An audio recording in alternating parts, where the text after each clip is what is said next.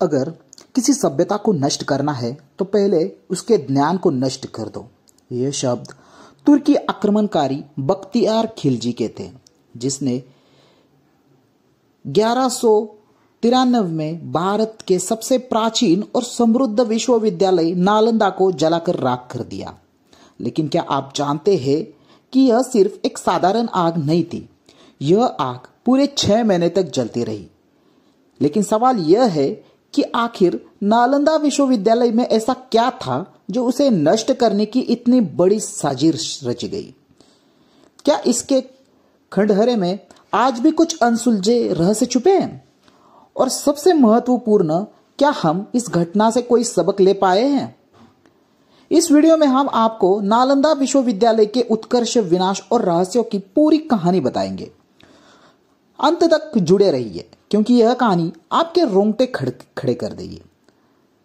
आप देख रहे हिडन स्टोरीज ऑफ इंडिया, जहां हम इतिहास के अनसुने और छुपे हुए पन्नों को आपके सामने लाते हैं। अब सोचिए, एक ऐसा समय जब यूरोप में अंधकार युग में था, भारत में नालंदा जैसे विशाल शिक्षा व्यवस्था थी। नालंदा विद्यालय की स्थापना गुप्त सम्राट कुमार गुप्त के प्रथम 5वीं शताब्दी में की थी। यह केवल एक विश्वविद्यालय नहीं था, बल्कि एक ज्ञान का महासागर था, जहां दुनिया भर से छात्र और विद्वान आते थे। यहाँ के पुस्तकालय का नाम था धर्मगंज, जिसमें लाखों दुर्लभ पांडुलिपियां और ग्रंथ थे। यहां पढ़ने वाले शिक्षक सिर्फ भारत के ही नहीं थे, बल्कि चीन, जापान, कोरिया, तिब्बत और फारस से भी आते थे। चीनी यात्री हैंसान और स्टिंग ने नालंदा का जिक्र अपने यात्रा वृत्तांतों में किया है और बताया है कि यह विश्व का सबसे उन्नत शिक्षा केंद्र था। यहां बौद्ध धर्म, योग, आयुर्वेद, गणित, खगोल शास्त्र, दर्शन और अन्य सैन्य विद्याओं में पढ़ाए जाते थे। अब आप सोच सकते हैं कि यह सिर्फ भारत में ही नहीं, पूरे एशिया के लिए एक बौद्धिक केंद्र था। लेकिन फिर एक ऐसा समय आया जब इसे हमेशा के लिए नष्ट कर दिया गया। 12वीं शताब्दी के अंत तक भारत पर तुर्की आक्रमणकारियों ने हमले से ये तेज हो गए थे। 1193 में बख्तियार खिलजी ने बिहार और बंगाल पर हमला किया। उसने देखा कि नालंदा विश्वविद्यालय सिर्फ एक शिक्षण संस्थान नहीं था, बल्कि भारत की संस्कृति और बौद्धिक शक्ति का केंद्र था। उसका मानना था कि अगर भारत की जड़ों को कमजोर करना है तो उसके ज्ञान को जलाना होगा। और यही हुआ। एक रात बख्तियार खिलजी ने अपनी सेना के साथ नालंदा पर हमला कर दिया। हजारों निर्दोष भिक्षुओं और विद्यार्थियों की हत्या कर दी गई।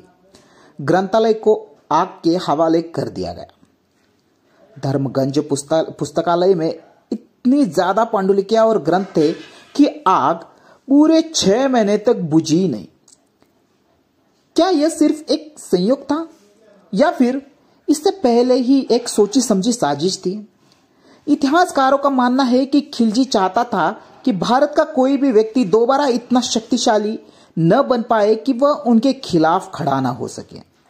यह हमला सिर्फ एक इमारत पे नहीं, बल्कि पूरे भारतीय ज्ञान विज्ञान पर था। नालंदा के खंडहरे में खुदाई के दौरान अब भी कई जले हुए ग्रंथों के अवशेष मिले हैं। कहा जाता है कि कुछ गुप्त सुरंगें और भूमिगत कक्ष अब भी वहां मौजूद है, जहां शायद उस ज्ञान को छुपाया हुआ हिस्सा छुपा हो।